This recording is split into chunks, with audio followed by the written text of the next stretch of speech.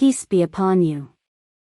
I am Mary Magdalene, a historical and spiritual figure whose truths have been obscured and distorted by centuries of misinterpretations.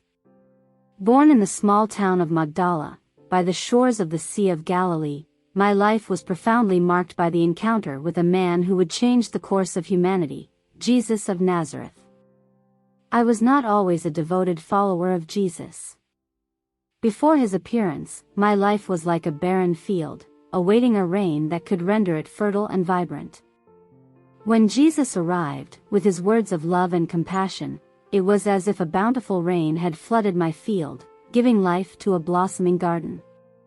His words were as alive and sincere as his love for all of us.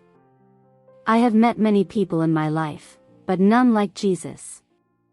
He was a man of great compassion and wisdom, capable of looking beyond appearances and seeing a person's true worth. He taught me to look at the world with different eyes, to see beauty in everything and every person. I followed him everywhere, listening to his parables, learning from his teachings. I still remember the first time I saw him, on a warm spring day. His words floated in the air like flower petals, penetrating the hearts of those present. To people who didn't understand, he didn't tell them to adhere to scriptures or teachings of some prophet but simply answered, "Open your heart." Indeed, he spoke directly to our hearts, awakening our souls. Over the years, I had the privilege of sharing moments of joy and sorrow with Jesus and the other disciples. One moment that struck me particularly was when a woman was caught in adultery and brought before Jesus to be judged.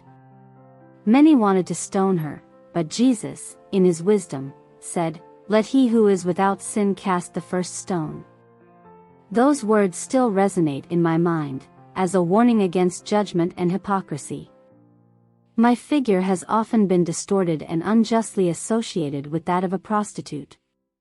This erroneous interpretation was used to weaken my role and my influence in the Gospels. The truth is, I was one of the women closest to Jesus, so much so that I was the first to whom he appeared after his resurrection. When Jesus was crucified, my world fell apart. I was there, at the foot of the cross, weeping and praying for him. After his death, the apostles were desperate and divided. But I tried to keep them united, to keep hope alive.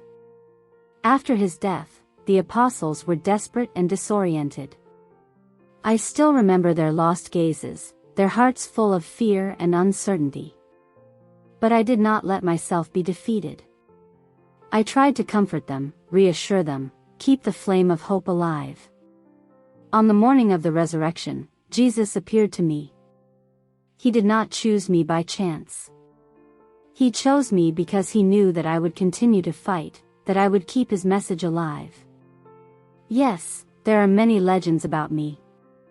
Some say that I was Jesus' lover, that I had a child by him.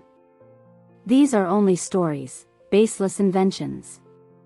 My life was dedicated to following Jesus, to spreading his message of love and forgiveness. My story is the story of a woman who lived in a turbulent era, who faced challenges and prejudices, who kept her faith despite the difficulties. I am Mary Magdalene, and this is my story.